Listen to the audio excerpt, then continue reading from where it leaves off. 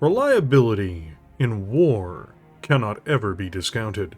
Even if something on the surface of things appears to be far more effective when it is in operation, but it is inherently unreliable, these items can become notorious to those who are forced to rely upon them. By contrast, if something else can deliver, and almost always does, why bother changing it? Better yet, if something is in the hands of your enemies that does such a thing, why not adopt it for yourself? If it is within your power, why not take the figurative strength of your enemies and turn it upon them? Towering over many of the most common military assets in the Inner Sphere stands a machine whose story is very much in this mold. First crafted to solve immeasurable problems for one of the most hated regimes within human space, over centuries of effective usage, and building up its indomitable reputation, while proliferating to every star mankind has colonized. There is a mech which is very much one of the true faces of war and expansion.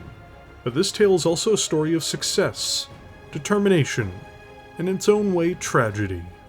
In this overview, we are going to embark on a journey following one of the most iconic, rugged, reliable, and fearsome battlemechs to ever stride across the planets of the Inner Sphere. One so consequential that it might have been impossible for the great powers within the Inner Sphere to wage war competently without it, regardless of how true or untrue those words might be. If there is a war, this mech is likely fighting on both sides of it. So, let us not hold back the storm anymore, and instead unleash the monster the Capellan Confederation and Earthworks Limited crafted in the very age of war itself.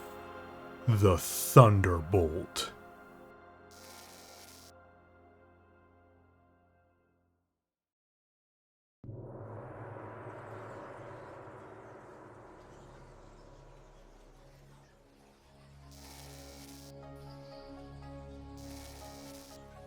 I learned in Hong Kong the danger of being a small state in the sea of larger nations. If we are to survive, we must move away from our regional differences. In space we can be free. Among the stars, we'll find room enough for all of us. And in that space, we'll find safety. Liao Elias, 2188.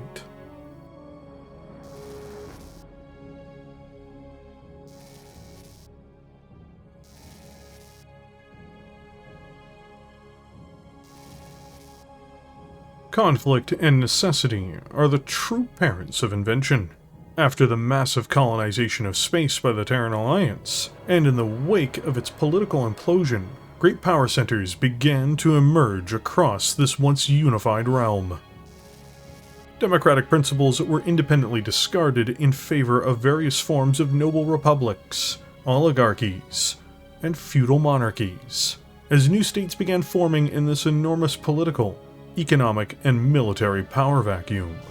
The most dominant of these states to take shape was the Terran hegemony, the direct successor to the once mighty Alliance, and it is from here that the Battlemech was born. These were towering monstrosities with skin of hardened steel and muscles of advanced myomers, which were then unleashed for the first time in the 25th century by this great power. Notably, the other emerging regional hegemonies stole this fire for themselves, crafting their own monsters to do battle with their former masters on Terra. Frequently, these platforms were built with a clear purpose in mind. They were heavy strikers, long-range fire support, or extremely heavy juggernauts with a slow gait. While there were signs of new developments and reimagined designs in mind in these frantic early days, not every niche had been invented yet for these colossal constructs. One of the most endearing legacies to come from this chaotic storm of competition and violence emerged from a source few credit with brilliant mech design, despite their incredible aptitude for it. The Capellan Confederation was the last major interstellar nation to emerge during this early time of chaos, this age of war. Birthed in the 24th century, its early years are filled with calamity and havoc. The older houses of Marik and Davion immediately attempted to rend the Confederation before it could fully form, and even its coalition of worlds saw fractures and fragments before it was ruthlessly brought together. Eventually headed by House Liao, the Capellan Confederation always found itself trapped between stronger neighbors, be that the Terran hegemony, Federated Suns, or Free Worlds League. This power imbalance proved to be more than problematic, too, once the Battlemech was spawned from within the Terran hegemony, before proliferating to all of the other great houses, save for the Confederation itself. This strength gap was to be so severe that it became a national obsession for House Liao, the leader of this upstart stellar country. In the middle of the 25th century, Chancellor Liao Jasmine took a break from her notable reign of terror against her own people after she bore witness to the potential of Terra's incredible military marvels. The Maskarovka, the intelligence service of the state, was ordered in no uncertain terms to acquire Battlemech technology at any cost. The operations they underwent to achieve this took years, but eventually it would be the Free Worlds League that fell prey to their intelligence services, and the means of understanding how to construct these deadly colossi fell into their hands. Only, this didn't immediately change the reality on the ground for the Capellans. You see, the Free Worlds League, Federated Suns, and Terran Hegemony, the Confederation's rivals, turned out to be substantially more advanced in almost every other way when it came to even having the basic, underlying requirements to build these lumbering vehicles of war. These shortcomings, be they intellectual or industrial, caused a massive statewide effort to redress the balance, and allow the Confederation to not only have this technology, but to actually use it. Massive infrastructure projects broke ground almost immediately. Entire industries had to be constructed from scratch as well. Scientific institutions needed to be reformed, just in order to begin the process of engineering, building, maintaining, and deploying these vital assets. This process didn't take 1 year, or 2, or 5. It took 10 years for the Capellan state to achieve the underlying conditions required to deploy, at scale, their own battlemechs. But, in 2472, it did happen, as the Firebee was unveiled to the Capellan public, and the other nations of the sphere. It had been Tikhonov, one of the Confederation's most valuable holdings, where this scientific, industrial, and technological miracle first took place. Seemingly, they were saved. Unfortunately for House Liao, however, there was a problem with this grand achievement, insofar that the Firebee was a 35-ton battlemech, and while it was smartly designed, it could not hold a flame to the monsters that Terra, or even the Federated Suns, could now deploy. Their enemies on their other border, the Mariks, had been the furthest behind outside of themselves, and thus they were further back still in contrast to almost all of their enemies, more impressive and artisan destroyers. The Firebee, for all of its virtue, was not a frontline battlemech that could engage heavier targets with any degree of success independently. This meant that vital advancements, another evolution in fighting potential of Capellan battlemechs, were required, and soon, in order to secure the future of House Liao and its subjects. Decades passed, and the industrial and military output of the Confederation still lagged behind their peers, not allowing the security crisis the state was falling into to subside, despite their acquiring of battlemech technology. Ironically, one of the most prominent reasons this issue persisted into the latter part of the 25th century had been the legacy of one Chancellor Liao Jasmine, who was no longer in office at this point. This was notable because she had deliberately hampered regional production of battlemechs using the bureaucracy despite the pressing need for them, or fear that their production may fall into the hands of regional discontents who may attempt to overthrow her government. The Capellans, at this stage of their political life, had many internal conflicts and disruptions based on who should be in charge, or even if member states should remain, and feeding such malcontents, even within her own armed forces, had been considered a greater threat, evidently, than the other houses. But this was not a policy that was going to last forever. One Victor Resende, CEO of the Tikhonov-based arm of Earthworks Limited, a Terran arms company and a future major Battlemech manufacturer, approached then-Chancellor Liao Hendrik regarding this pressing issue. Earthworks inside of the Confederation had recently purchased Tikhonov's state-controlled assets for mech manufacturing, and were now ready to propose an ambitious new project. The results of this meeting were apparent quite quickly.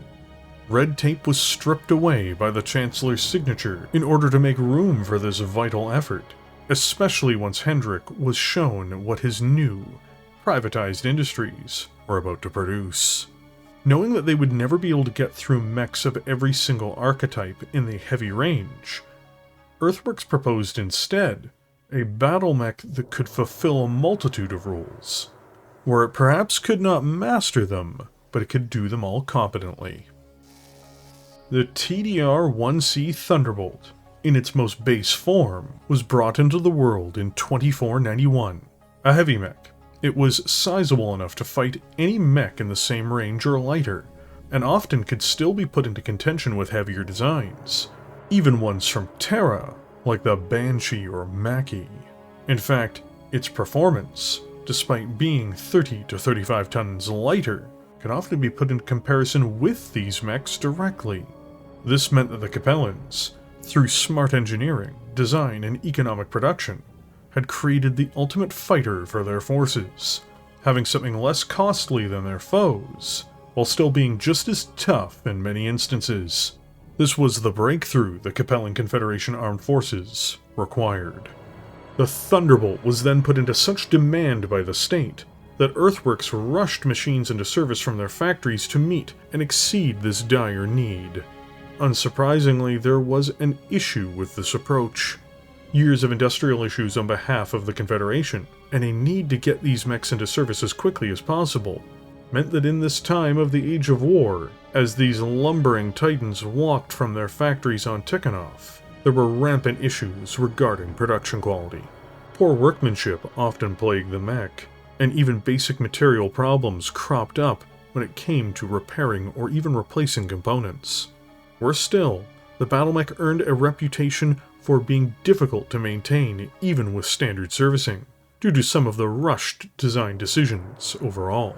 This meant that despite privatized industries performing much better than their priorly operated state enterprises, mirroring many of the benefits the Terrans had discovered themselves by this point in history, problems persisted due to the dysfunctional state of Capellan Industries and its procurement processes.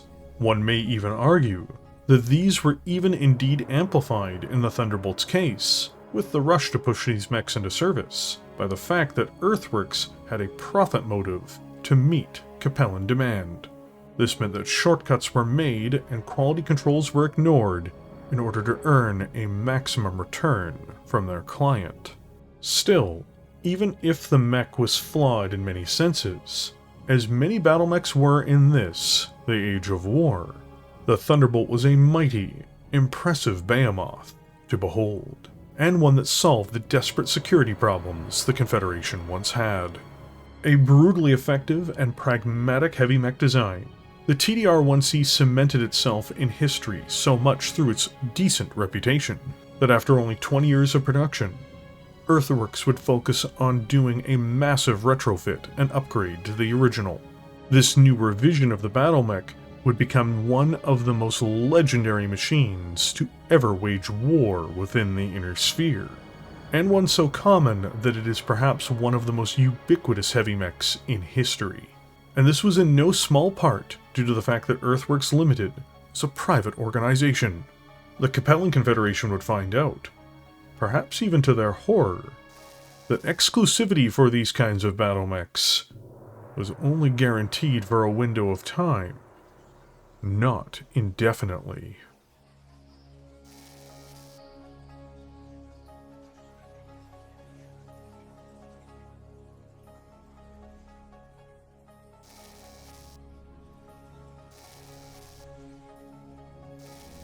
A product of the 25th century, the 65-ton TDR-1C was a revolutionary, forward-thinking platform for its time of development. However, much like other mechs from this era, it is saddled with being a primitive battlemech in terms of its technology level, making it a design that may struggle against more modern battlemechs, regardless of its era-specific virtues. Still, in the late 2400s or early 2500s, this hulking monster would have been a terrifying sight to behold. With all of this in mind, let us explore just why this mech was so well respected. To begin with, it has a standard gyro and internal structure, and this is no surprise. On top of this, it has a primitive cockpit, as most mechs had during this era as well.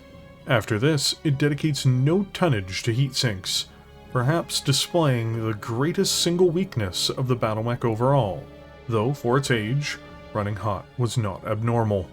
Looking at its mobility, the 1C comes installed with an 11-ton, 235 primitive fusion engine, giving it a maximum speed of 54 km per hour, or 5 movement points in the tabletop game.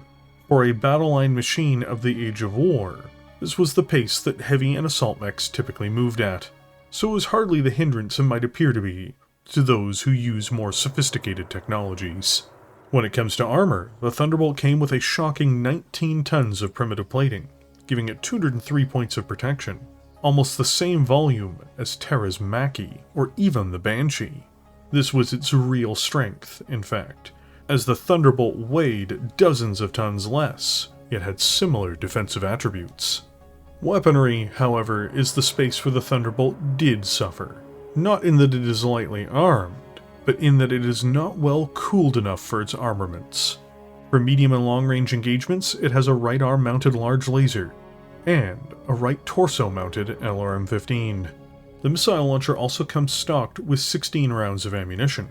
Firing both systems together, and running the unit, will result in mild heat penalties, and the more turns this is done, the more severe it may become. For when things get in close, however, the 1C is fiercely armed. First and foremost, it has 3 medium lasers mounted in the left torso. These strike well and deliver reliable damage. Then, if things get in closer, or infantry become a problem, it has twin left arm mounted machine guns for either crit seeking or for clearing up said infantry. Finally, it has an SRM-2 in the right torso, either for use with Inferno missiles, or for crit fishing once more in close. For its arsenal, the Thunderbolt really needed 1 to 2 heat sinks to make its armaments truly brilliant. Lacking them, however, it is still heavily armed, but it must be extraordinarily cautious as to how deeply it commits to an engagement, or it and its pilot could face the consequences of the mech critically overheating. For its design quirks in the advanced rules, the 1C possesses the multi-track feature. It is then hindered by the difficult-to-maintain trait, as well as the deeply unfortunate poor workmanship quality. As a complete design, the Thunderbolt is a truly magnificent beast for its age, despite its heat issues, especially given the frequency these mechs would have been deployed in by the Capellan Confederation armed forces.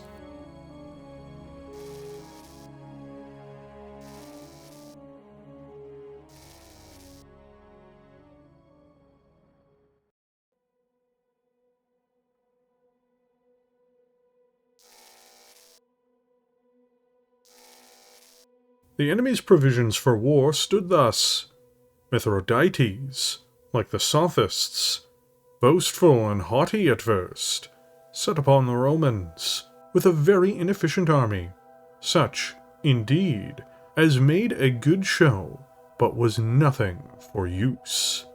But being shamefully routed, and taught a lesson for a second engagement, he reduced his forces to a proper, serviceable shape, dispensing with the mixed multitudes, and the noisy menaces of barbarian tribes of various languages, and with the ornaments of gold and precious stones, a greater temptation to the victors than security to the bearers. He gave his men broad swords like the Romans, and massy shields, chose horses better for service than show, drew up 120,000 foot in the figure of a Roman phalanx, and had 16,000 horse, besides chariots armed with scythes, no less than 100. From Plutarch's Lives, Lucullus, translated by John Dryden, 2nd century AD.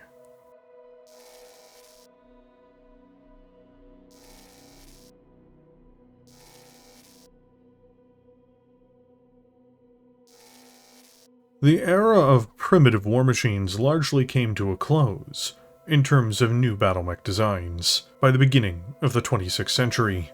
Platforms like the TDR-1C were replaced by much more advanced ones, from the longbow to the dervish. The Introtech, as it's referred to, or standard technology level designs that followed, were to become the staples of warfare from this time forward, and in this transition, House Liao was graced with a potential war-winning design. Come 2505, the first of their Thunderbolt 5S's began walking off production lines on Tikhonov. What had been a solid heavy mech became a phenomenal one, and one which would have a legacy that long outlived its reputation of merely being a Capellan battlemech. Still, in the decades that followed its deployment, this cutting-edge, yet now reliable battlemech proved its worth in the multiple campaigns and skirmishes the Confederation found itself engaged in, though it was not all war for House Liao, as there had been a detente with both House Davion and House Cameron in this time period, allowing for greater trade by the 2540s, and this would bear fruit in the years that followed, but war was not yet something the Confederation was truly free of, or would ever be free of, mind you.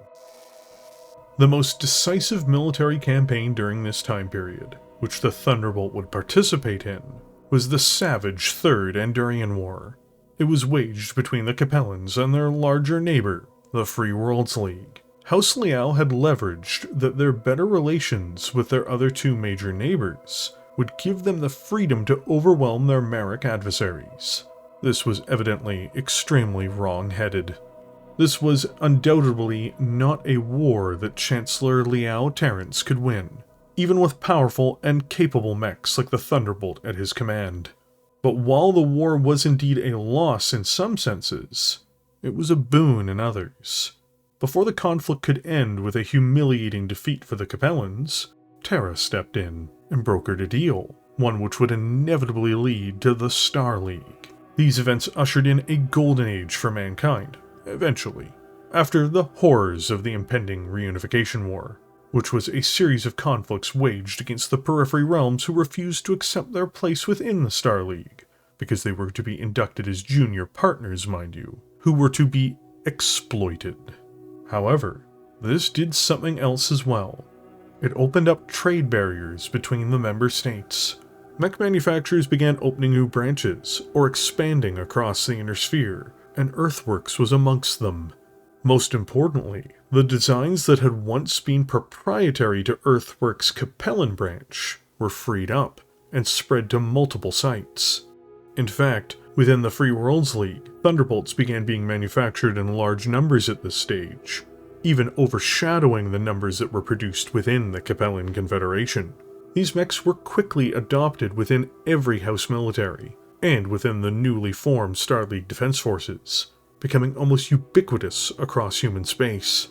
Within these armies, the Thunderbolt marched on the Rimworld's Republic, the Duchy of Canopus, the Outworld's Alliance, and the Taurian Concordat. Built to do almost any job outside of recon activities to an acceptable level, their performance in wars such as this built the Thunderbolt's reputation as the reliable, strong arm of the SLDF and General House forces.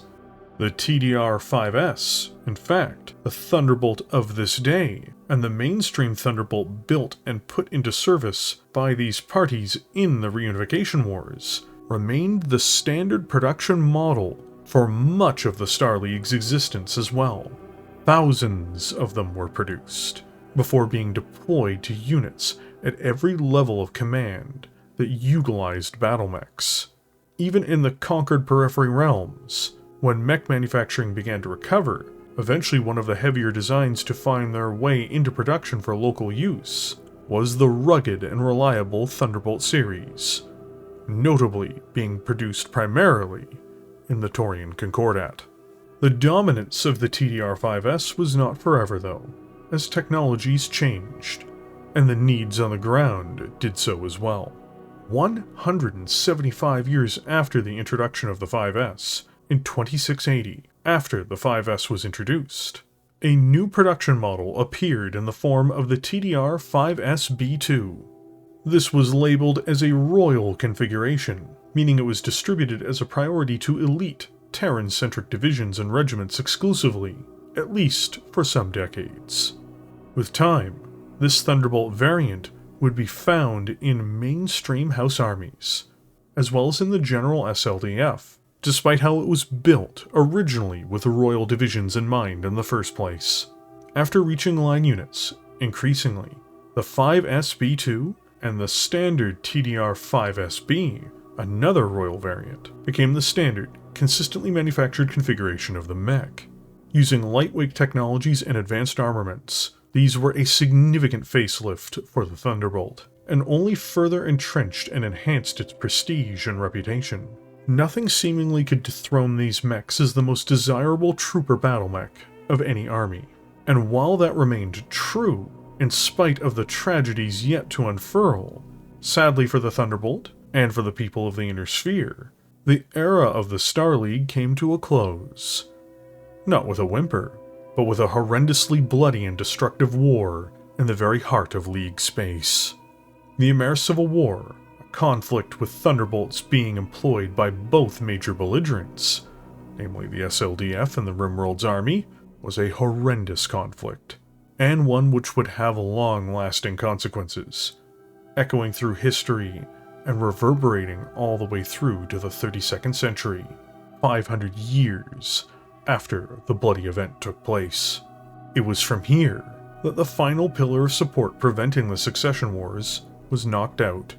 It was from here that the Inner Sphere would be set ablaze, and while the Thunderbolt was within this inferno, it too, much like humanity, was almost destroyed by it.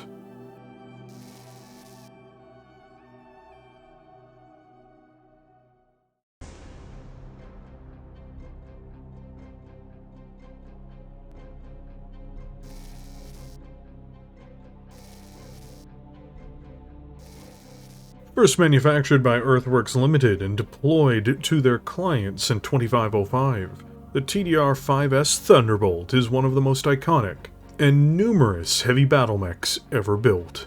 Weighing in at 65 tons, its huge frame is the basis of the best generalized heavy when comparing cost of manufacturing to overall performance, perhaps ever built by the Inner Sphere. A proud product of the Capellan Confederation, its eventual proliferation across the Inner Sphere speaks to its excellent qualities in almost every regard. In fact, it is so well regarded that other mech manufacturers eventually purchased licensing rights to build their mech regionally, helping further boost its explosive expansion across every major power. All the same, it is not perfect by any means, but it is perfect for what it is strategically and tactically designed to do. Using standard Battlemech technologies, this means that this, a pre-Star League design, does not benefit from any of the advancements that began to appear near the end of the 26th century. But this is mostly no bother for the eras of its most frequent deployment, whether during the Age of War, Star League, or during the Succession Wars. Looking at what makes this mech what it is, let us start with its internal components. The TDR-5S comes with a standard gyro, cockpit, and internal structure. When looking at its thermal management system, unlike the 1C, the 5S is much better suited to handle its heat output.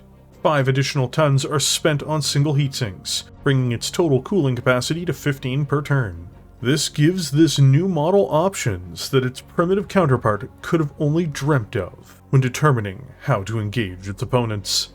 As to its electronics on board, this heavy comes installed with a Neil 8000 communications package and an RCA Instatrack Mark X targeting and tracking system. The latter of these components gives the TDR series the powerful multi-track feature in the advanced rules, assisting it with engaging and following multiple targets at once, as you can probably ascertain. Regarding other traits in the advanced rules, the Thunderbolt series comes with Ubiquitous, denoting how common it is across the inner sphere, as well as the Rugged 2 feature, helping to convey its durable and heavy nature. It cannot be understated, but mobility is destiny, more often than not, when it comes to Battlemech design. The Thunderbolt, being intended for as many roles as possible, needed to move at the rate of general battle line formations. In order to meet this requirement, the 5S is outfitted with a 13.5-ton Magna 260 Fusion Standard engine, letting it reach a maximum speed of 64 km per hour, or 6 movement points in the tabletop game. This means that the Thunderbolt can potentially acquire 2 defensive points on the move over open ground, and if in difficult terrain, it has some ability to negotiate it without being too badly hindered. It's the right level of mobility for its intended generalist role. Crafted in the years before the ready availability of case systems, special armor types, electronic defenses, or anti-missile systems, the 5S can only call upon heavy standard plating to keep it safe. To uphold its famed standing of being very difficult to crack under fire, it has an impressive 13 tons of Ryerson 150 defensive plating, yielding it 208 points of armor. For a 65-ton heavy mech, this is exceptional, and really makes the Thunderbolt almost an invincible mountain of metal for medium mechs to crash against impotently. It also, unsurprisingly, makes it one of the most heavily guarded heavy mechs in this technology bracket as well, only being outdone by examples like the Orion, which is a full 10 tons heavier. The main shortcoming the Thunderbolt has in this form is that despite all the armor it has, its center torso is home for 2 critical spaces of ammunition, making it a potential bomb should the gods of fate be cruel to its pilots. Intended to fill almost any role, from direct fire support to indirect fire support to brawling, or just being a bulwark, the 5S's arsenal does it quite a few favors. First, in the direct fire armor breakthrough weapon slot, in its right arm it has a Sunglow Type 2 large laser. While not as powerful as a PPC, or having the same distance, it nonetheless goes out to 15 hexes, which is still very good for its intended era, and it can threaten medium and light mechs appropriately. Then, to back this up, it has a left torso-mounted Delta Dart long-range 15 missile rack, letting it launch missiles into targets which are opened up by the laser, or letting it fire at other enemies indirectly. Infamously, and as prior mentioned, its ammunition is sadly in the center torso, but it does have 16 rounds of it. These 2 weapons can be used in tandem as well, without overheating the mech, another excellent boon. For when things do get in close, it has 3 diverse optics Type 18 medium lasers in the left torso, letting it slug it out with almost any other mech in the heavy category if needed. These are then further enhanced by a Baikal short-range missile twin rack, which is found in the right torso. Finally, it has twin machine guns for handling infantry or crit fishing in close. Altogether, these weapons allow the Thunderbolt to engage in almost any kind of role. While not as good as a catapult at indirect fire, it still can. While not as heavily armed as a Warhammer, it has more armor, and can still put the hurt on targets in close or at medium ranges. This weapons package is ideal for its intended purposes, and is a major factor behind the broad adoption of this war-winning design. For its intended roles, the Thunderbolt is the perfect mech. It runs as fast as it needs to. It strikes with the intensity necessary to perform any of the roles a commander may need of it. And it does all of this without being overburdened with extra tonnage. Its only real weakness is its foolish placement of a major store of ammunition in the center torso. But even this is guarded by extremely durable and heavy plating. It is a steel brick, and one that if thrown at an opponent, they will quickly find they have little to truly defend themselves with. Save, or perhaps, a Thunderbolt of their own. Amusingly, a Thunderbolt clashing with another Thunderbolt is far from an uncommon sight.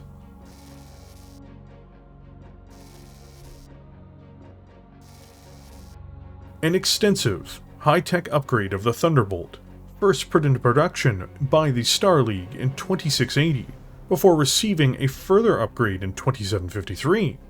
The Royal configuration of the Thunderbolt, as it is popularly known, was truly the bulldog of the SLDF and its higher quality divisions. Built with many of the same principles in mind as the original, it is the next step in Thunderbolt evolution, most certainly. The models are broken into two variants, the 5SB2, built in 2680, and the 5SB, made in 2753. This naming pattern is in all probability a later classification, though this assumption is me being speculative. Though to be clear, there is only one small difference between these two variants regardless. So, where do things start to change? First of all, the Royal uses endo steel, freeing up several vital tons from its internal structure, at the cost of onboard critical spacing. It then goes on to have 14 double heat sinks, letting it vent 28 per turn, giving the mech many more options regarding its use of weaponry in comparison to the 5S. After this, it maintains its standard fusion engine in order to keep the mech sturdy and durable, while also maintaining its impressive load of armored protection. A case is also installed to guard its ammunition from catastrophic explosions, greatly enhancing its survivability yet furthermore. For weaponry, everything is an upgrade. Sort of.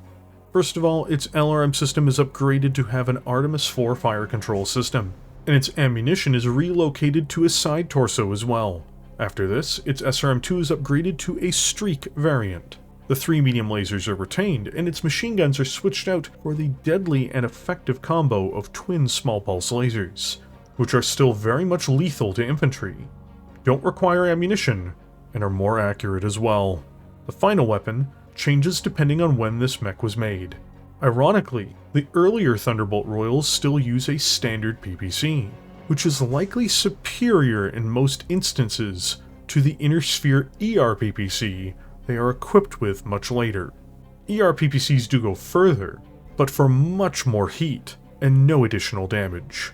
In this instance, it may be worth it, given that the ER-PPC is mostly paired with the LRM system and won't tax the mech too badly. However, the standard PPC becomes much more integral to close-range fighting, which is ironic, given that ER-PPCs remove PPC minimum ranges. And also, the standard PPC gives the Thunderbolt a significant boost by allowing it to alpha strike in a way that may not be catastrophic. Overall, the Royals were impressive mechs, for the window of time that they existed in consistently in the Inner Sphere.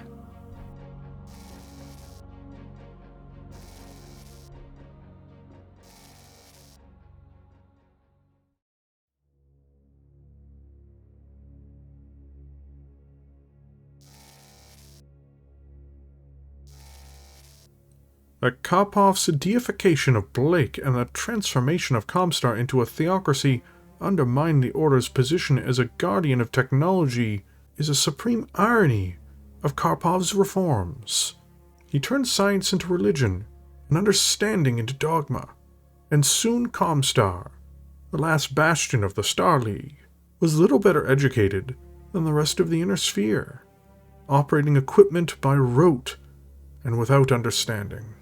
In that light, Holy Shroud takes on another, more ominous aspect, that of a petulant child, fearful that someone else will eclipse their achievements.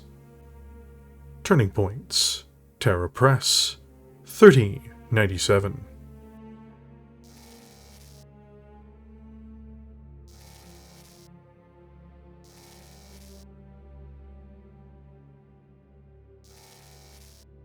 After the defeat of Stepan Amaris, the destruction of the Terran hegemony, and the exodus of the Star League defense forces, who clearly saw the writing on the wall, a cataclysmic conflict took place.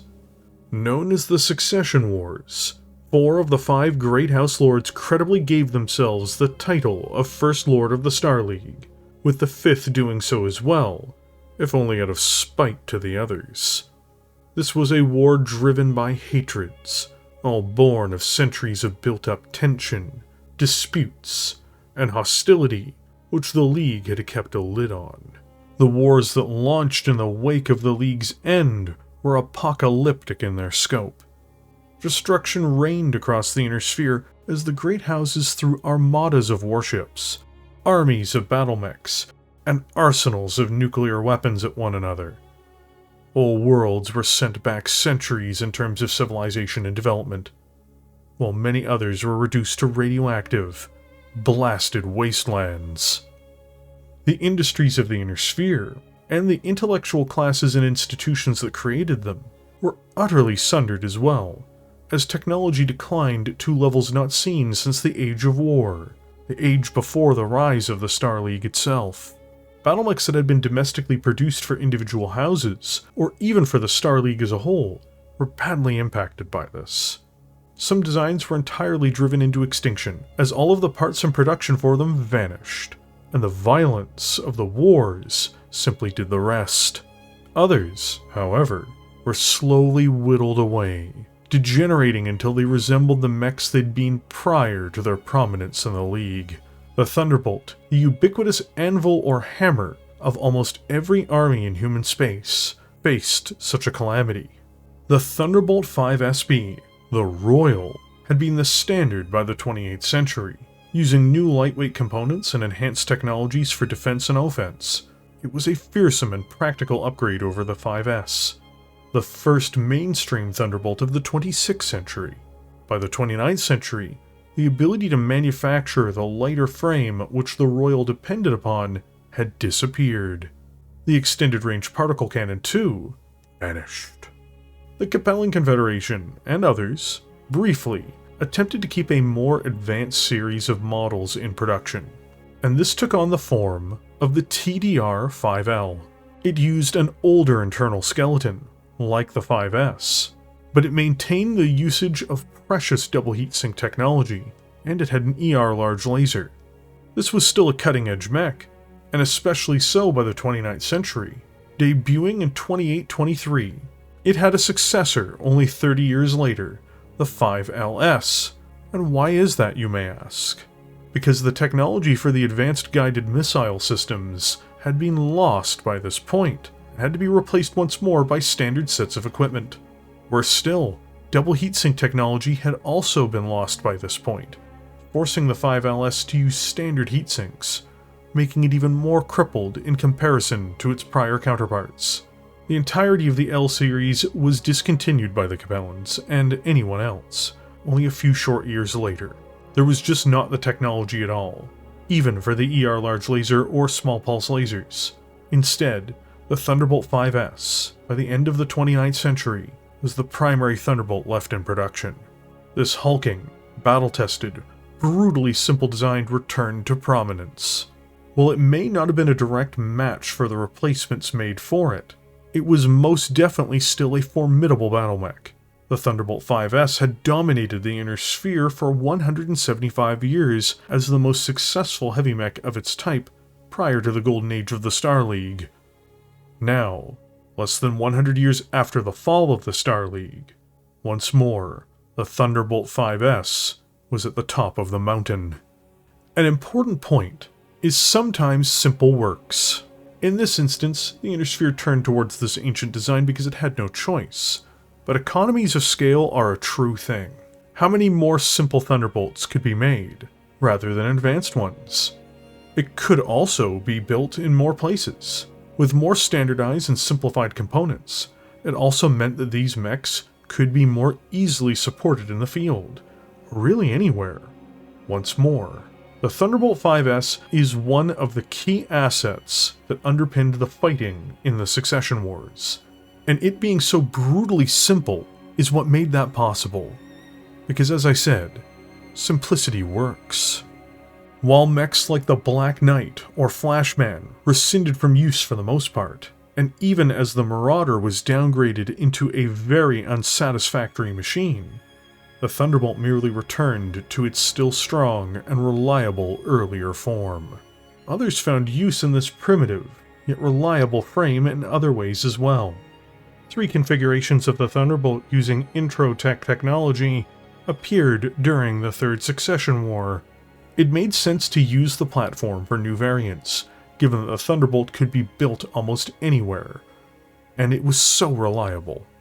The first, and arguably the most disappointing of these to appear, was the TDR-5D in 2821. Technically not a Third Succession War specific design, it really isn't a Star League era tech design by any means. And it descends from none other than House Davion. It is in essence a hunchback, but with fewer virtues. The next of these to appear was the TDR-5SS in 2930. A dedicated House Steiner upgrade over the original, the 5SS was a hard pivot in many ways from the 5S, despite multiple similarities. Though it is not a generalist fighter, either thriving in close-range fighting or in direct fire engagements. The TDR-5SE, a favorite of many pilots, then went on to appear in the year 3000. This first iteration of the SE was created by none other than the Eridani Light Horses. These were the Thunderbolt variants, along with the original, that dominated the latter Succession Wars up until the War of 3039. From the long grind of the Third Succession War to the devastating war of consequence that was the Fourth Succession War, to the absolute surprise of 3039, it was the Thunderbolt that treaded across these battlefields, and it was the Thunderbolt, just like the Great Houses, that was tested in the flames of war once again, not only as a defender, but as an attacker, playing the role of both savior and devil in equal measure. But a far greater challenge loomed on the horizon for the Inner Sphere and for this ancient war machine, and it was to be met head-on by this staple of the Inner Sphere.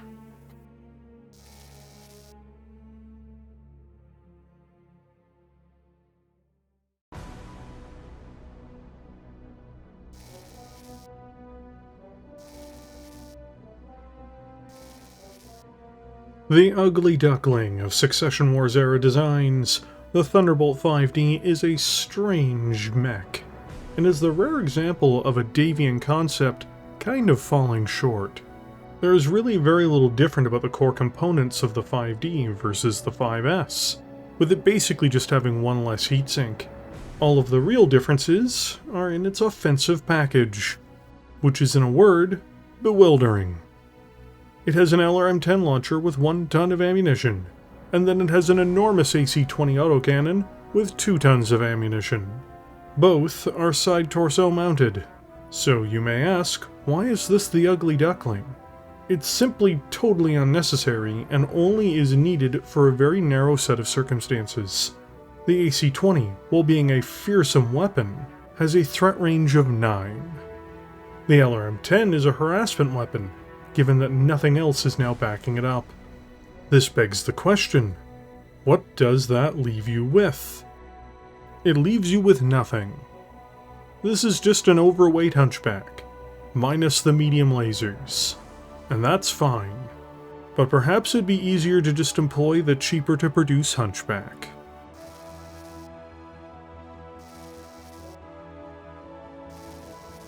A Steiner-based variation of the Thunderbolt 5S, the 5SS, first built and deployed in 2930, is an impressive war machine for its tonnage. Dropping any pretense of participation in an indirect fire role, this battering ram of a mech is almost more impressive than some of the assault mechs of this generation of warfare. First, it upgrades its sinking capacity to a shocking 21, giving it a massive pool of cooling. It also maintains the original's impressive protection, making it incredibly durable. The biggest changes on board are in its weapons. A PPC replaces the large laser, which is a pragmatic upgrade. The LRM-15, once its indirect fire option, is replaced for more short-range striking power, with an SRM-6 filling the role. Tragically, its SRM-6 ammunition is once more found in the center torso though, because no one is allowed to just have nice things. The machine guns are dropped altogether, though a right torso-mounted flamethrower is installed to fulfill their job. 3 medium lasers are then retained in the left torso. Overall, the 5SS has more functional firepower, just because it is able to manage its heat so much better, and it skews its fighting power into being optimized at under 6 hexes. It's a close-range fighter with a PPC that can deliver breakthrough shots at long ranges as it moves to close with targets. It is an extremely lethal battle mech.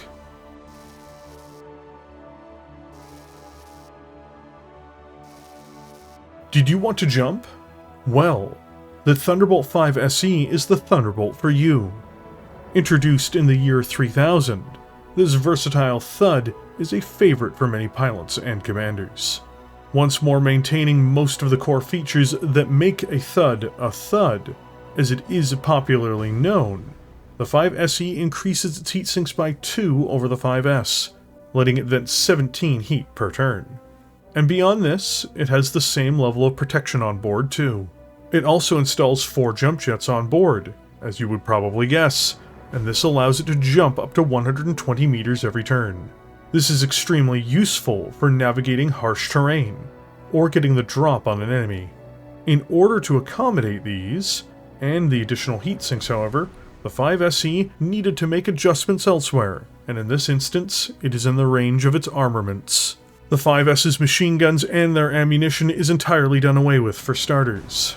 After this, the LRM-15 is downgraded to an LRM-10, giving it less of a bite. The SRM-2 on board too is sacrificed in order to make all of this work, but what is left behind works quite well for this jumping giant, in that it still has a large laser and 3 medium lasers, and of course the aforementioned LRM-10. Extremely well guarded, and being able to jump, it gives new vectors for the mech to exploit, despite its moderate loss of weaponry. With its increased cooling capacity, it can in fact ironically turn out significantly more firepower reliably anyway. There's a reason why the 5 SE is an extremely popular choice when it is actually available.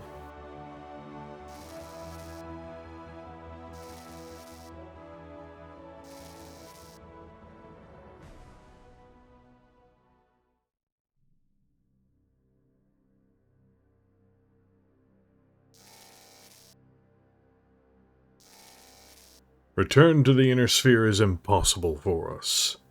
Our heritage and our convictions are different from those we left behind. The greed of the 5 great houses and the council lords is a disease that can only be burned away by the passing of decades, even centuries.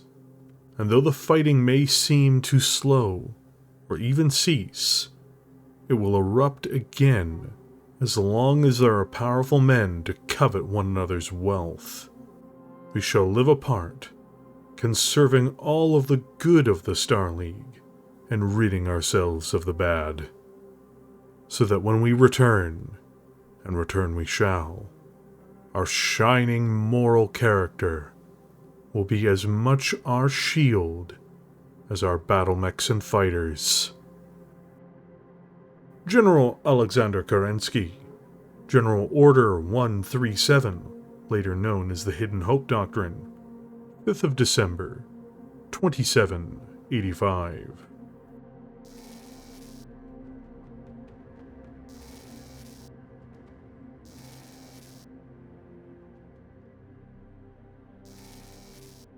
After centuries of reckless and selfish warfare, after nearly destroying the human sphere through it, things had progressed, technologically and industrially, for the first time in a great while, after the discovery of the Helm Memory Core.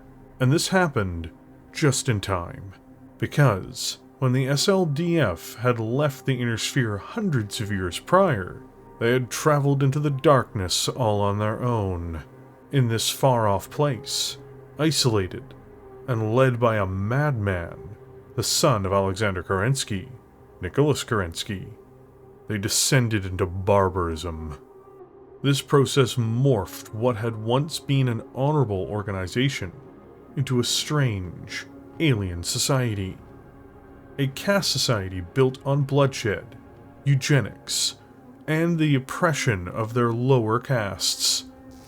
Annihilating the Oberon Confederation and then invading into the Federated Commonwealth, pre-Rosselhague Republic and Draconis Combine, it seemed that nothing would be able to halt the advances of these supposed super warriors and their advanced technologies. At least when this all started to begin in 3049. Ironically, one of the great houses that was a rival to those who were being invaded only a few years prior, then stepped in. And this was a great house not often credited with playing a major role in the events of the clan invasion. The Free Worlds League, House Marik, a mercantile empire, albeit a fractious one, had been a major component of the Capellan Accord.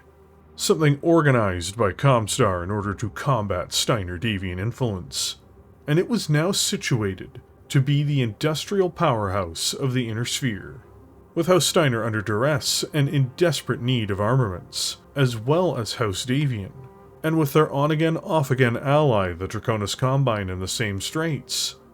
The Free Worlds League began to produce and export weaponry on an enormous scale. Building the arsenal of the Sphere, they produced upgrade Star League technology refit packages for export, as well as legions of new Battlemechs as well, with Earthworks being a major Battlemech developer inside of the League, and with them having crafted a huge Thunderbolt production line here centuries prior. One of the key exports, both as an upgrade package and as a production model, was the Thunderbolt 7M. As clan warriors cleaved their way through Inner Sphere formations, gradually, the armies they faced became increasingly higher in quality, not only in their tactics and the quality of their soldiers, but in their very machines, and the quantity of machines they could call upon. The Thunderbolt once more marched under every banner across the Inner Sphere. The high-powered, hard-striking smoke jaguars were stopped dead in their tracks on Luthien, and in the bitter battle that ravaged the planet, legions of these lumbering titans weathered the clan's storm, absorbing enormous amounts of fire before striking back at the most aggressive member of the clan menace. On Twycross against Jade Falcon II, and hundreds of other battles, the Thunderbolt slammed into the enemy who believed that they were superior to their spheroid counterparts. While the descendants of the TDR5 series and their new 7 series counterparts could not match clan war machines ton for ton, or weapon for weapon, the sheer quantity of these reliable, hardy, and relentless Battlemechs ensured that when they were deployed doctrinally by the brave men and women of the House armies, or mercenaries, who were defending their homes, their clan opponents were to be given the fight of their lives. Like so many other platforms that played a key role in the war, the Thunderbolt's contributions, just from its frequency of deployment, and through the sheer volume of its numbers, and their versatility and reliability, cannot be overappreciated. Throughout the full invasion, though, other Thunderbolts would rise to prominence as well, built by other operators. After all, just about everyone built them, but the 7M was the central model seen during the invasion itself, and into the years after the defeat of the initial clan invasion. Ironically, mechs like the Thunderbolt 7M helped fund a massive military and industrial buildup within the Free Worlds League, which only further helped with another military buildup by those who would become known as the Word Blake.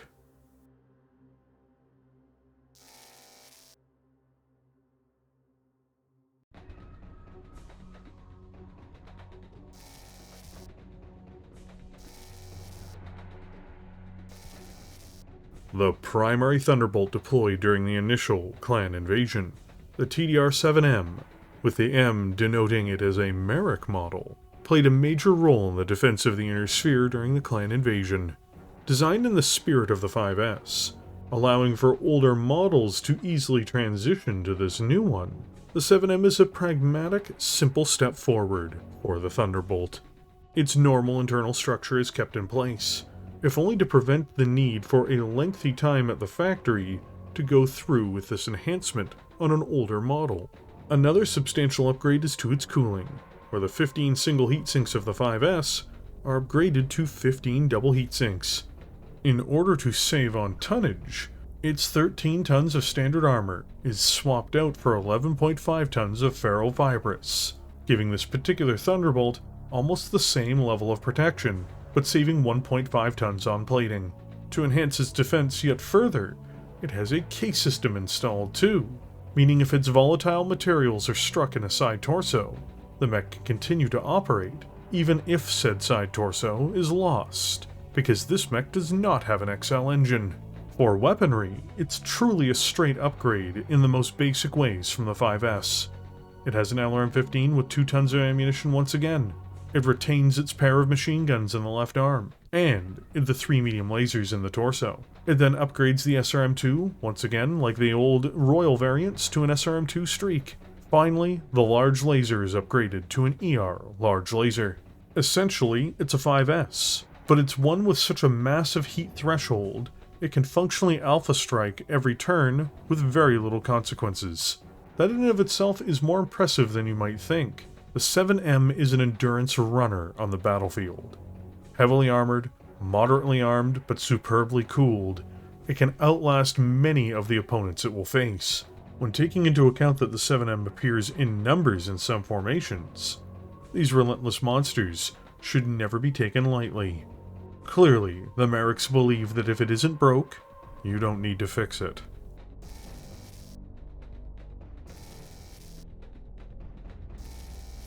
The direct successor to the Thunderbolt 5 SE, the TDR-9 SE was built for jumping. It also further embraces being a short-range fighter as well, given some small modifications to its weapons loadout. It once more converts its single heat sinks to double heat sinks, in this case again, letting it expel 30 heat per turn. For protection, the 9SE heavily invests in standard plating, of which it has 13.5 tons. It also, of course, has a case system. It can jump 4, just as the 5SE could, and it retains the LRM-10, as well as 3 medium lasers. The biggest difference is that it swaps out its large laser for a large pulse laser. This has a shorter range, but is much more accurate and does slightly more damage. But it firmly locks the 9SE into being a close-range brawler or skirmisher, just on the basis that it only has one moderate system for engaging targets past 10 hexes. Still, the SE is a competent design, and if its mobility is used well, it can get the drop on its enemies.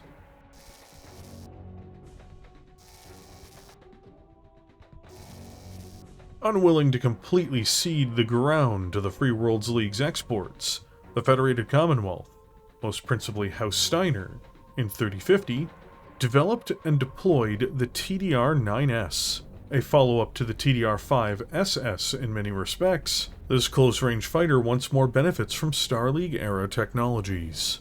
It mirrors the 9SE in many ways, outside of its jump jets, having the same armor and cooling capacity.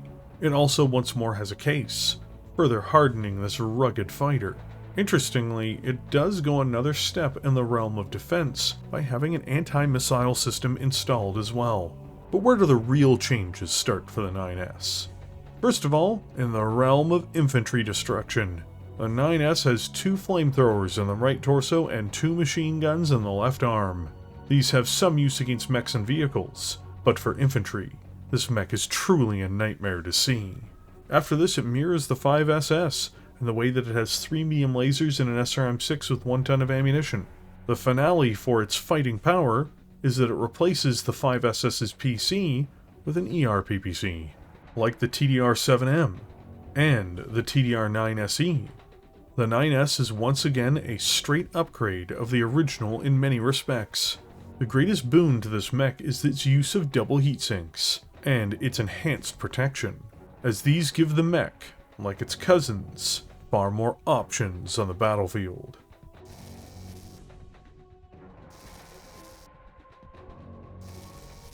The final configuration to be developed, built, and deployed during the clan invasion, the 8M is the Free Worlds League's attempt to merge the TDR-5S and 5SE into a single machine, for minimum loss of performance.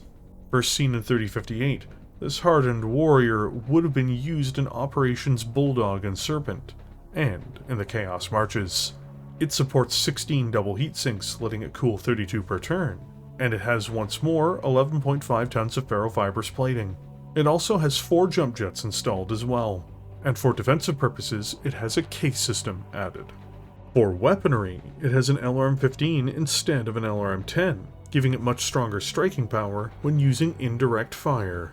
It once again supports 2 tons of ammunition for this system. The ER large laser is retained in the right arm.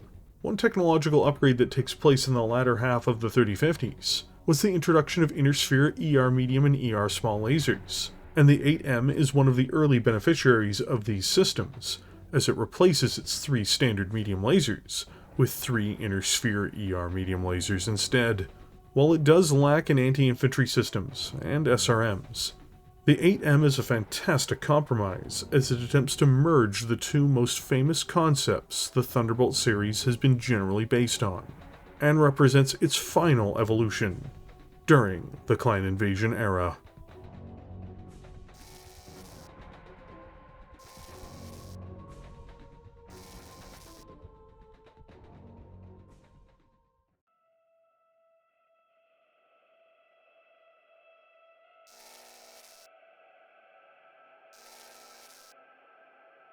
Revenge is profitable. Gratitude is expensive. Edward Gibbon, The Decline and Fall of the Roman Empire.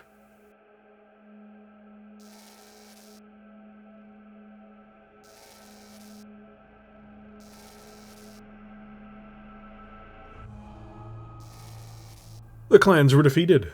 Battles like Tukiad and Luthien, as well as operations like Bulldog and Serpent, saw to their ultimate halt.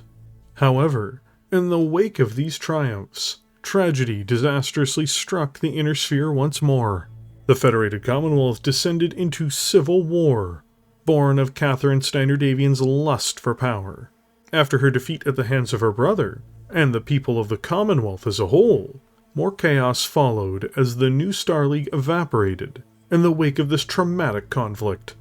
This calamity then spurred on another catastrophe, in the form of the Word of Blake. They were enraged by the dissolution of the Second League, and then did the unthinkable, having much of their assets concealed within the Free Worlds League, or operating on hidden worlds. And this said nothing of their openly controlled assets like Terra, as well as the world surrounding it. The Word of Blake unleashed a wave of destruction on the entirety of mankind.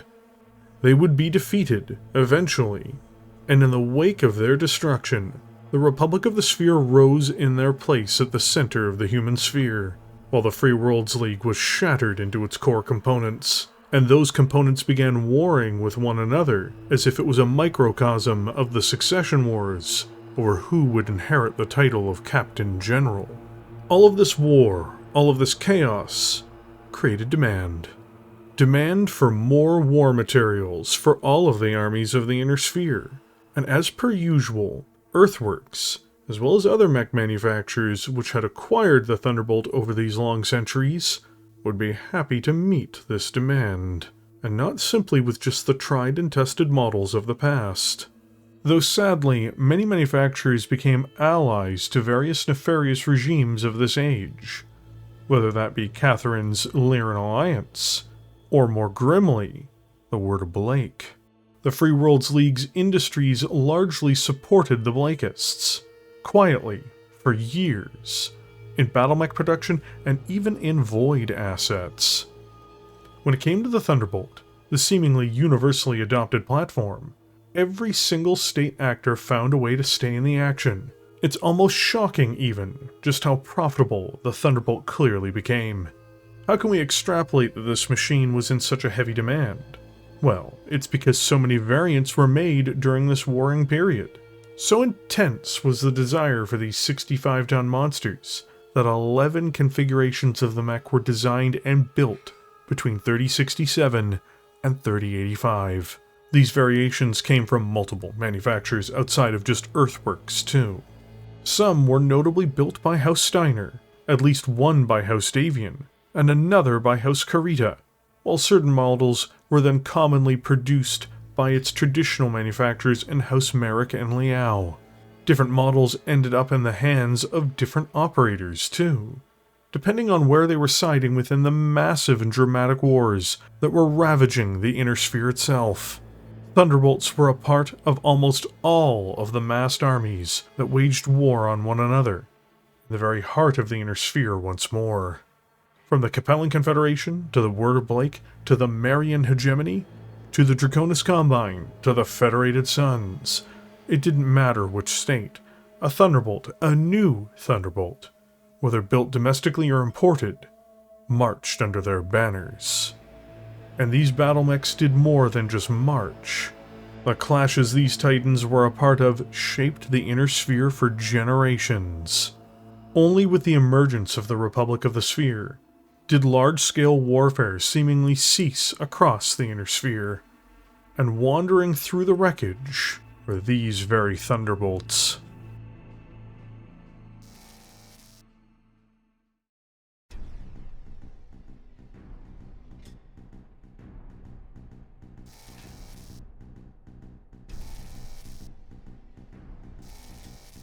Shamefully built in order to be sold not only to the Free Worlds League, but to be deliberately exported to the Word of Blake and elsewhere, the TDR-9M has a bleak legacy in regards to its origins.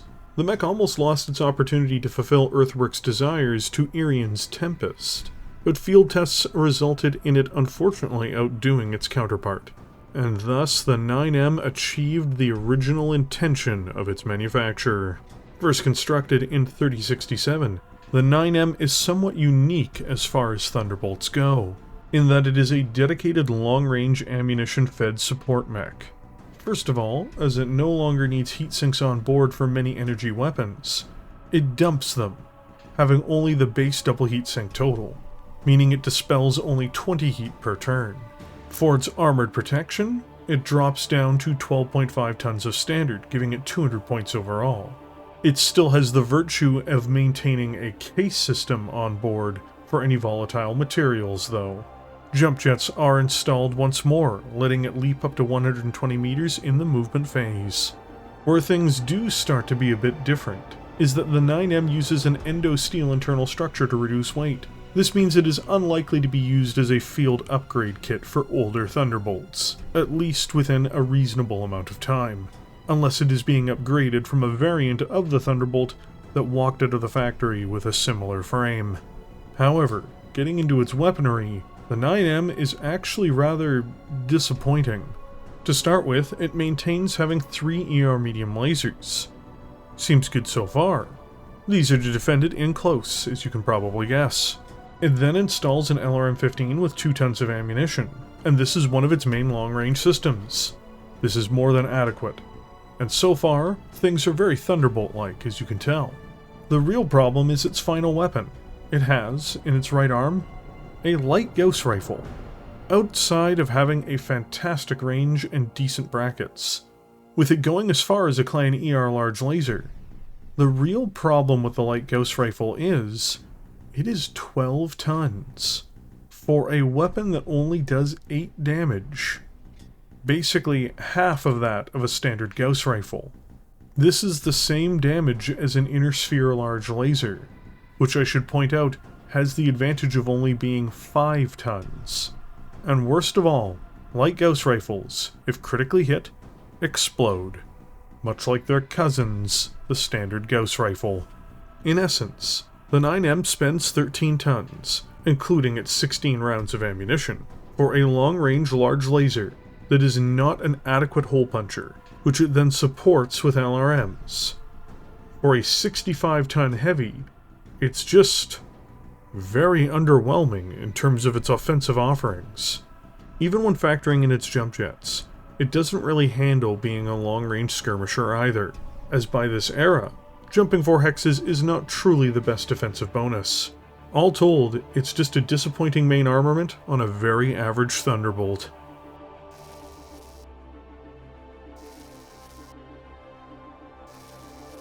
Despite deploying it extensively and having access to the Thunderbolt since the time of the Star League, House Davion is hardly renowned for its direct manufacturing and support of the Thunderbolt. This, in 3067 however, would change with the arrival of the TDR-9 NAIS, with NAIS standing for New Avalon Institute for Science. The NAIS, to be clear, is often associated with breakthrough designs or new weapon systems, as much as they are for other fields of research. So, what was the cutting-edge changes that spurred the Davions into building their own specific Thunderbolt? Well, it is one of the more dramatic deviations from the original's design. Once more, it has an endo-steel internal structure. After this, its interior is remade to accommodate a 325XL engine, letting the mech run up to 86 km per hour, or 8 movement points in the tabletop game. Then, it has 13 double heat sinks, letting it vent 26 heat per turn, before finally topping things off with 12 tons of standard plating. It also benefits from case, and a Guardian ECM.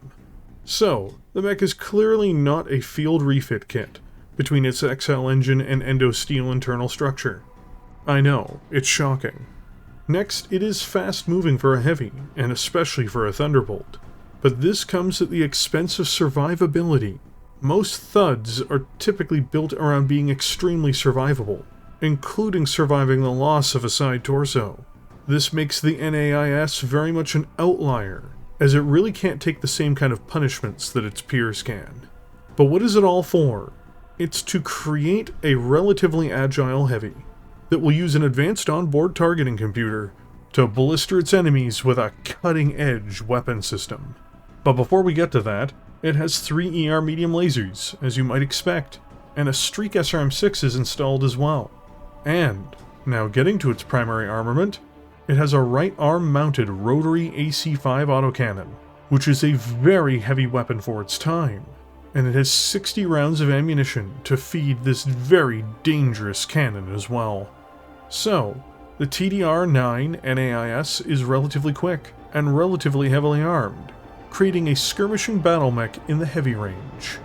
But unlike other Thunderbolts, it lacks in the survivability department, and its cost of manufacturing is far from cheap, in some ways defeating the entire purpose behind the core concept behind the Thunderbolt in the first place.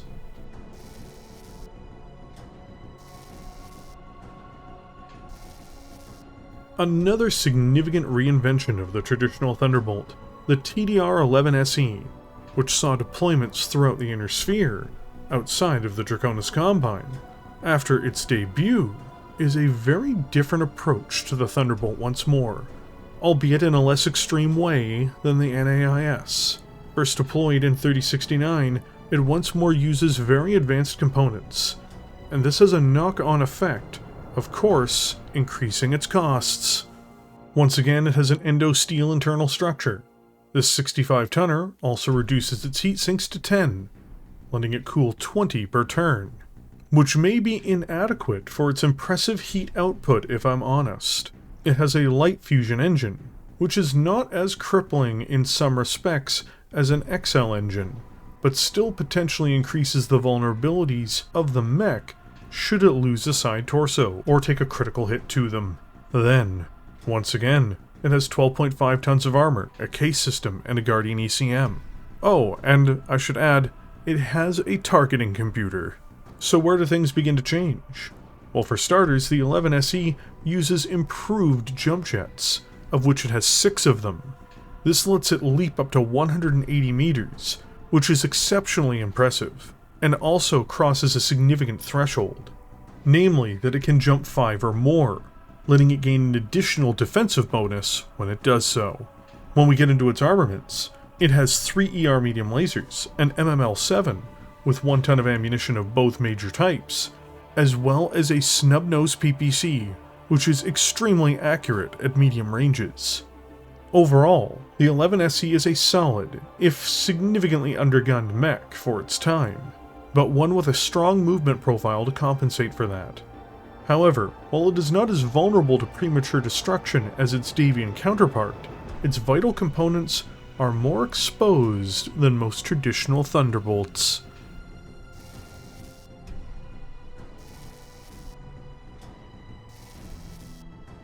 The Lyrans produced a multitude of Thunderbolts during the chaotic times between 3067 and 3085, but the most unique one is probably the Thunderbolt 17S. First constructed in 3070, this extremely hardy battlemech is a nightmare to actually destroy. Short of blowing out its center torso entirely, or blasting its head clean off the mech, it is one of the most survivable heavy mechs of its era, truly leaning into the Thunderbolt's reputation around durability.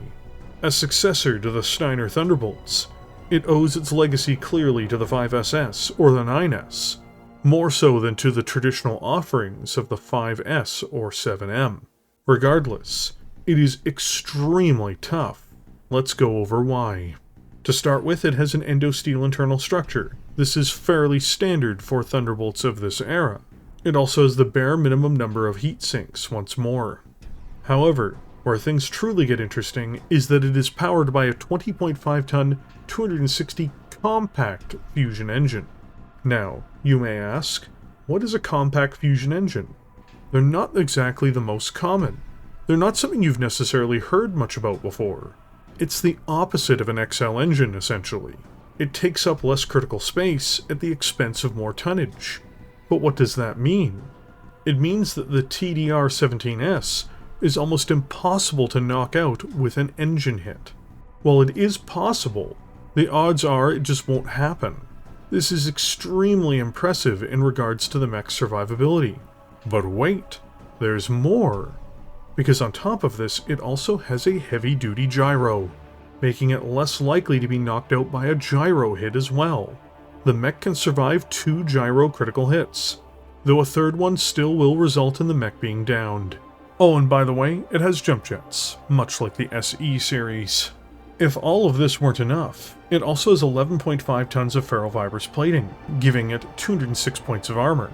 The mech can then call upon a Guardian ECM system as well for additional protection. When it comes to keeping the mech thermally regulated, it does not have enough heat sinks on board. However, that is not a bug, it's a feature. Because the 17S has triple strength myomers, meaning that overheating enough might actually be a boon to this mech. Looking into its armaments, it is mostly close-ranged based, with it being armed with 4 medium pulse lasers, and 1 long-range weapon in the form of an ER-PPC. An important thing to point out is that it will drive up its heat intentionally to gain a TSM bonus. And that means the pulse lasers are there to offset some of the targeting penalties a mech overheating this much will have. The 17S is a fascinating, incredibly durable, almost impossible to knock out mech that leverages technology not to make the mech more fragile, which is what most mechs do, albeit to make them more deadly on the offense, but instead uses technology to become almost impossible to destroy. What a fantastic and unique war machine, and one which does its intended role very, very well.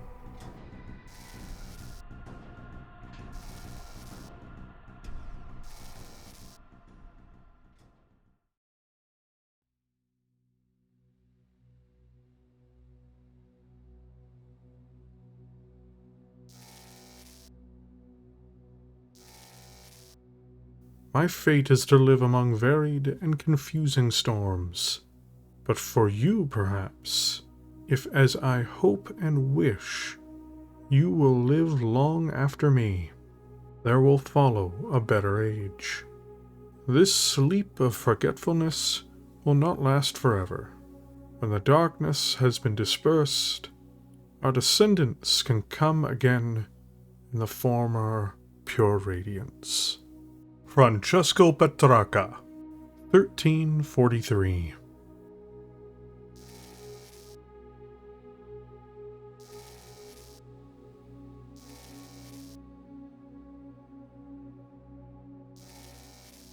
Peace is a great boon for mankind.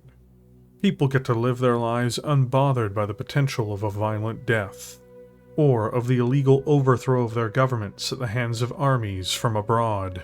The Republic of the Sphere, after its formation, brought this to the Inner Sphere, with only a few notable exceptions. It was ugly in some respects, and in hindsight perhaps uglier than many would have otherwise cared to admit, at least in terms of the Republic's behavior during this age. But this era of decades allowed people to live lives of dignity for the first time in centuries. There were no dragons to slay, the Word-of-Blake was gone, the clans were quiet, with several of them even becoming more akin to normal states in the Inner Sphere, such as the newly formed Raven Alliance, or even the coup d'etat Ghostbear's Dominion, which eventually became the Rosselhaig Dominion. Peace for people may be a blessing, but peace for war industries is certainly not. The industries that manufactured battlemechs, aerospace fighters, and an assortment of other military goods and hardware did not die during the Republic's peace, but they did see a decline in their sales during this time. This is a polite way of saying their businesses contracted, less battlemechs were sold, there was less military innovation, and this meant overall that there were smaller workforces in these spaces as well. But for the Thunderbolt, what this meant was a general, gradual decline. Once a mech that was the center of attention everywhere, gradually reduced as armies from most of the houses were brought in line with treaties signed after the destruction of the Word-of-Blake. Even with the military ecosystem changing, however, this was far from the end of the Thunderbolt. Being ubiquitous meant, even as military numbers scaled down, it just meant that there were less Thunderbolt chassis overall in service to various governments and mercenary units. Mech still walked off the assembly line as well, when meager new orders or contracts were made. In fact, these meager contracts may have been what saved Trellshire Heavy Industries in the aftermath of the 3060s. Trellshire lost many of their industrial assets throughout the clan invasion and subsequent conflicts, but they became a real home for the Thunderbolt during the many crises that followed, from building older designs like the TDR-5S to many of the newer updates from the Blakist era forwards. As far as how Steiner was concerned, this manufacturer survived and thrived in the dark days that plagued the Inner Sphere, and more specifically, the Lyran Commonwealth, and it did so because of the Thunderbolt. Earthworks on Keystone, too, even after the breakup of the Free Worlds League, could always rely on some level of demand and activity for the venerable Thunderbolts that they too manufactured, helping them weather the storms that had come and gone throughout the Inner Sphere. Ironically, the Thunderbolt perhaps played a role in keeping these vital war industries in business during the slow time period.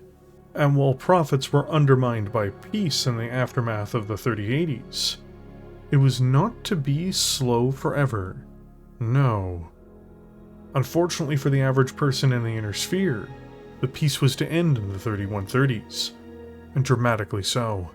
The HPG blackout happened in 3132, on what was to become known as Grey Monday, which functionally ended the network of hyperpulse generators. A few stations remained active, with no rhyme or reason behind which, and otherwise, most of the Inner Sphere was cast into the dark. In the era where communications were wholly dependent on a limited number of jump ships, rather than the dedicated interstellar communications grid, predators began to roam once more, looking to take advantage of the new norm. One of the most prominent of these predators was none other than the Capellan Confederation, the original creators of the Thunderbolt in the first place. Amusingly, the Confederation had lost Tikhonov to the Republic of the Sphere in its creation, something the Capellans were more than enraged about.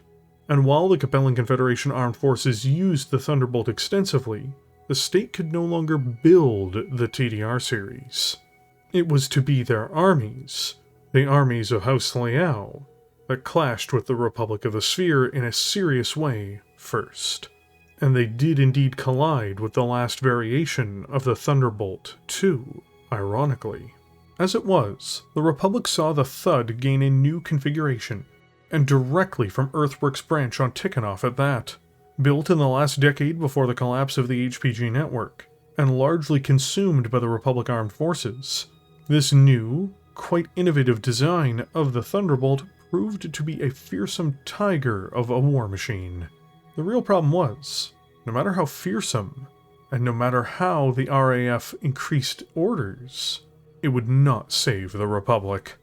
Tikhonov was absorbed by their neighbors in hostile actions, especially once the wall came up, leaving their outward worlds in an inhospitable universe.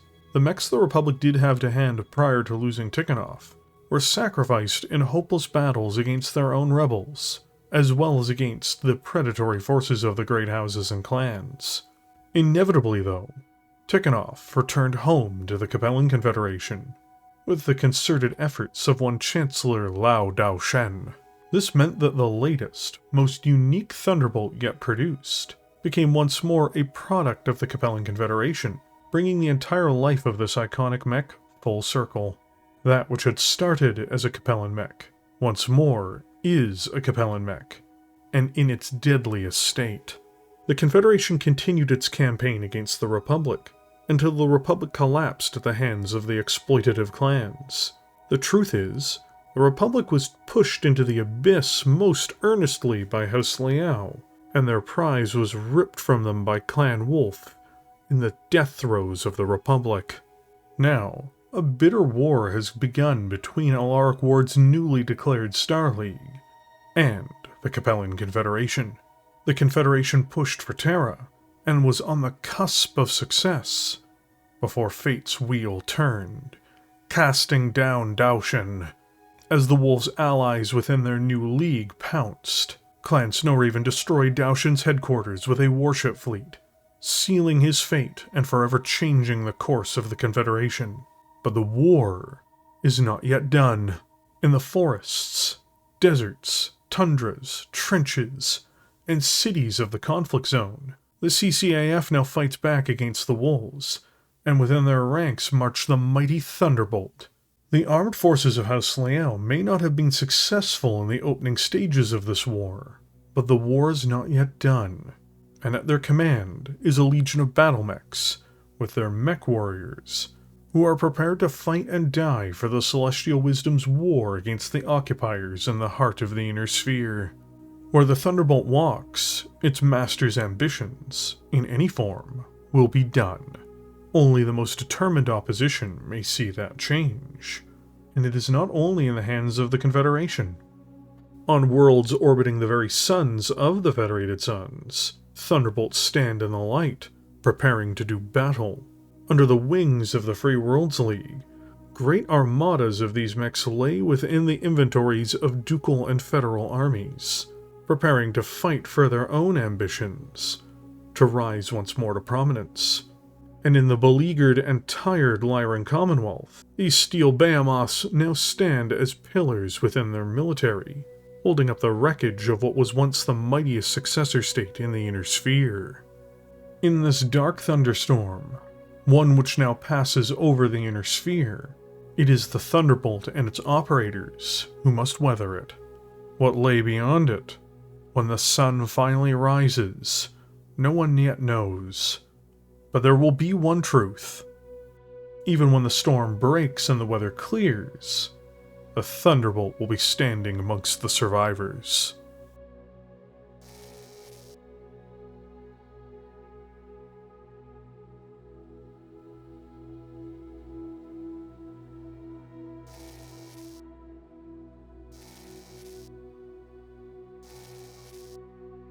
First constructed by Trellshire Heavy Industries in 3091, during what is often dubbed the Republic era, the TDR-7S is the second most recent variant of the Thunderbolt currently in production, and it is very much built in the spirit of the royal variants of ancient times, seemingly. Once more, it embraces an endosteel internal structure, but it retains its standard engine. It has 14 double heat sinks, letting it vacate 28 heat per turn. It once again has 13 tons of standard armored plating, too. The real advancement in this mech is its Case 2 system, a significant upgrade over its more simplified counterpart, in that a major ammunition explosion may not immediately knock out the torso which it is situated in. There are no real negatives here to speak of, and its arsenal of weaponry is once more very reminiscent of the Thunderbolts of the past. First, it has a right arm mounted ER large laser, then it has 3 ER medium lasers in the left torso. Replacing out the old MGs are a pair of small X-pulse lasers. These go further than traditional pulse lasers, but at the cost of more heat, a very worthwhile upgrade for these harassment weapons and infantry killers. After this, it has an LRM-15 on the left torso, and an SRM-2 on the right. The LRM launcher has 16 rounds of fire, and the SRM-2 has 50. It really is a modernization of the traditional Thunderbolt, and one that again, very much reflects some of the later Star League era designs overall. Its popularity with the LCAF and other clients of Trailshire is very much a blessing for this company that it helped save.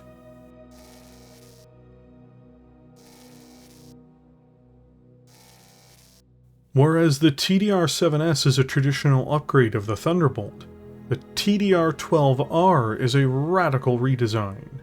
Built by and for the Republic in 3127 by Earthworks on Tikhonov, this mech has now fallen into the hands of its old first masters, the Capellan Confederation. Let's begin our examination with its most basic components. First of all, it has a standard internal structure, but more importantly, it has an 8-ton Nissan 195 standard fusion engine. Now you may be wondering, what does that mean? It means that this particular Thunderbolt lumbers at the speed of the average assault mech, which is a mere 54 km per hour, or 5 movement points in the tabletop game. The reason for this is its radically different defense package, and even its armaments. This is actually an infantry and battle armor support mech. That means that its weaponry and armor is almost entirely foreign to what has come before. When it comes to its plating, the 12R has 13 tons of reflective armor, which gives it twice as much protection against energy weapons, though this armor does have a weakness to physical attacks by contrast. But what does this mean overall?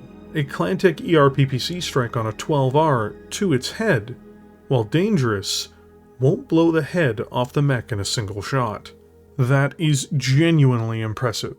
Outside of this, once more, the 12R supports a Case 2 system, enhancing its survivability yet furthermore.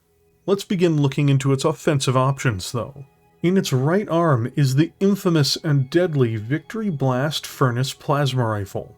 Plasma rifles not only hit with the strength of a standard PPC, they also inflict heat on a target.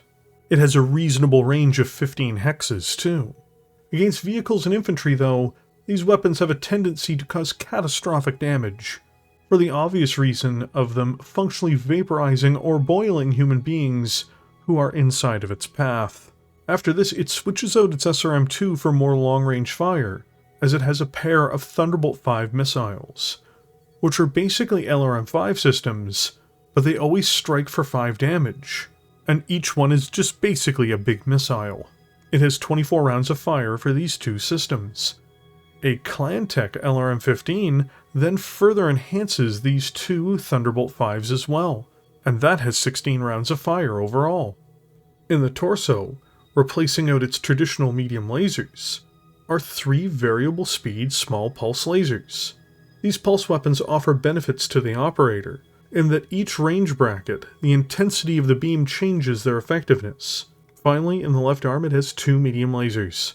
The 12R is much more of a long-range striker, and one that would prefer to soak damage even at long ranges.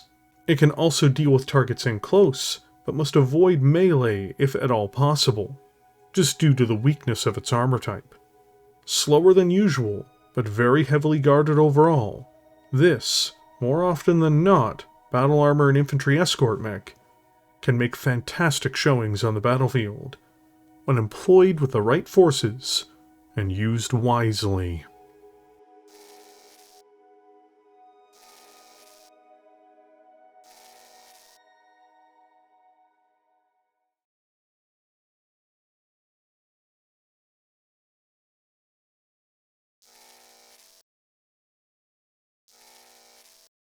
That's because, even with all of their upgrades, the T72MB3 is still cheaper than either the T90 or the T14. At the same time, it's more effective than the original T72 platform. Thus, the T72MB3 is mass-producible, easy to maintain, highly efficient in combat, and can easily swarm its enemies that will likely be deploying more complicated, fewer in number, and more difficult to replace tanks against their forces. Cheap and easy usually wins the race, especially in warfare. Brandon J. Weichert, May 16th, 2024, The Nation.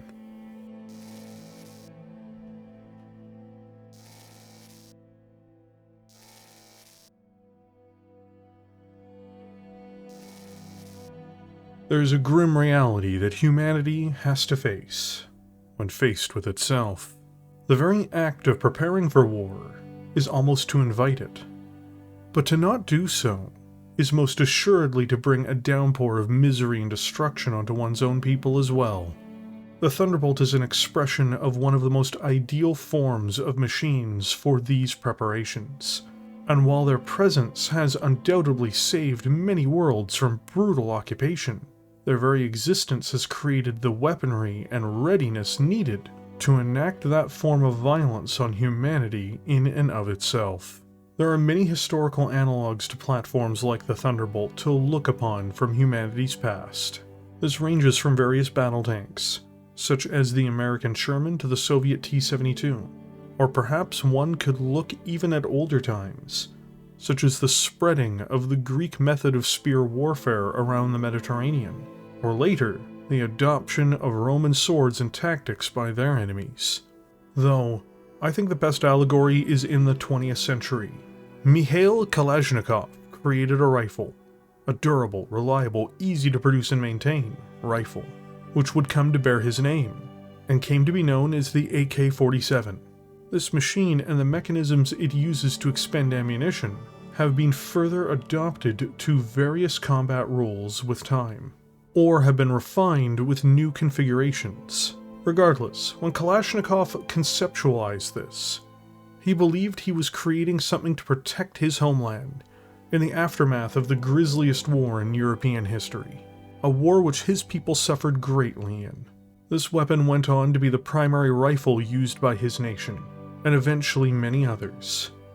It proliferated, in fact, around the globe, not just in its usage, but in its manufacturing. But it did not bring the peace its inventor had intended or desired, nor did it bring security to the nation he made it for. Worse, these weapons were used to harm the very people they were intended to protect. Countless lives have been destroyed or ended due to it as well, many of whom were innocent, and it has been as often used in acts of aggression as it has in defense. Tragically, all its spread did was create more war and bloodshed. Kalashnikov died, having confessed privately and spiritually to his church that he felt a great spiritual pain for the many lives his creation had taken. The Thunderbolt, as it was crafted by the Capellan Confederation, perhaps follows this bleak piece of human history eerily closely. Conceived and manifested in a state ravaged by internal and external threats in order to redress the balance and bring peace to its borders, the Confederation crafted a Battlemech that was so rugged, reliable, innovative, effective, and simple to produce that all it could do was spread once the opportunity came. From there, it has reached into every successor state, with Steiner and Marik, foreign powers, producing them in far larger numbers than the Confederation ever has at any point in its history. From here, they only spread further, being offered to petty warlords in the periphery, and into the other great powers as well. Ideally, the Thunderbolt has been used to defend people in their homes, but often they've been used by tyrants, pirates, and thugs to enact the very hostilities that the Confederation created the Mech to avoid. Sadly, it has even been used by the Capellans themselves in such vile acts of hostility and oppression as well. It is a grim tale of something being used both to save its nation and to save others, being used just as frequently for personal gain, power, and hatred. The Thunderbolt is a story that matches many of the effective rugged weapons of the past, as demonstrated here, but it also reflects the best and worst of humanity's intentions. It is both a defender of the people and a harbinger of desolation. It resisted a deluge of assaults from the houses and eventually the clans, while storming the very same defenders at the behest of the Word Blake, or even other operators. Homo homini lupus. Man is a wolf to man. And the Thunderbolt, and mechs like it, are simultaneously humanity's greatest tools and allies, while also being our worst curses and enemies.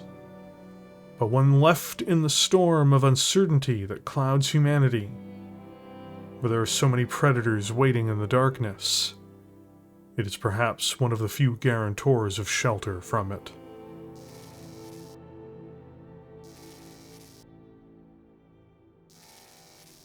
You have been taught to fear us.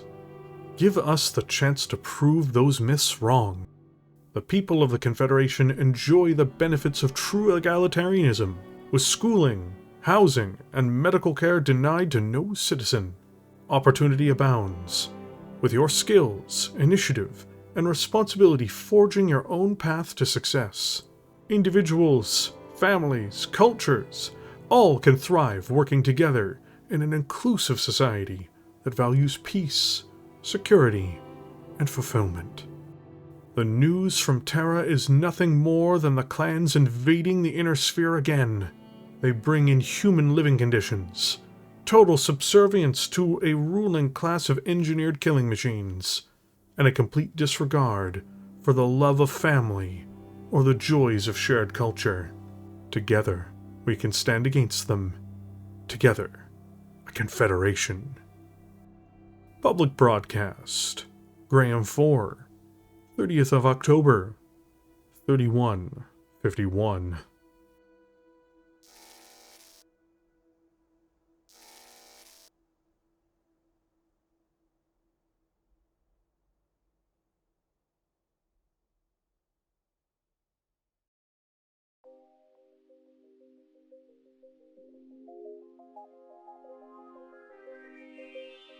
Thank you all for joining me here today. Forgive me for starting this way in the credits and the outro, but if you've enjoyed this video long enough to get here, I think you owe me a like. Second, if you're new here, don't forget to hit subscribe. I do my best to produce Battletech content for all of you here on YouTube, and I hope you'll continue to keep an eye out for my content. As the final portion of this, I also want to give a massive shout out to all of the channel members. The content here would not be possible without you guys, so sincerely, thank you. So, the Thunderbolt video took longer than I originally anticipated. Not only did it drag a little bit past my own deadline for it, I also got severely sick with norovirus, i.e. the stomach flu, in the final stretch of making this, which then pushed back my already worst case scenario release date by an extra week. And this is now going to badly mangle my anticipated schedule for the next big video on the channel too. So forgive me everyone. But oh well, at least this one's in the rearview mirror now. Also, fun fact, originally I was going to cover every single variant of the Thunderbolt, but there was so many that I opted against doing that. It turns out it's a really successful mech, as the video demonstrates. The artwork I used to make the thumbnail is a piece that comes from Ilclan's Eyes Only, by the way, which was done by Tanho Sim. It is a remarkable piece, but I also want to point out almost all of the CGL Thunderbolt art has been amazing, with a lot of it being done by Marco Mazzoni as well, I believe. I think they're absolutely fantastic, and I recommend checking them out wherever you can find them, but you will find most of them in various source books, again, like Ilclan's Eyes Only. Beyond this, the stellar backgrounds that you see in my videos are all done by Starry Tech Designs. But, with all of that out of the way, let's throw it back to all of you. Did you enjoy this video? What do you think of the Thunderbolt? Let me know in the comments section below, and I will catch you all there.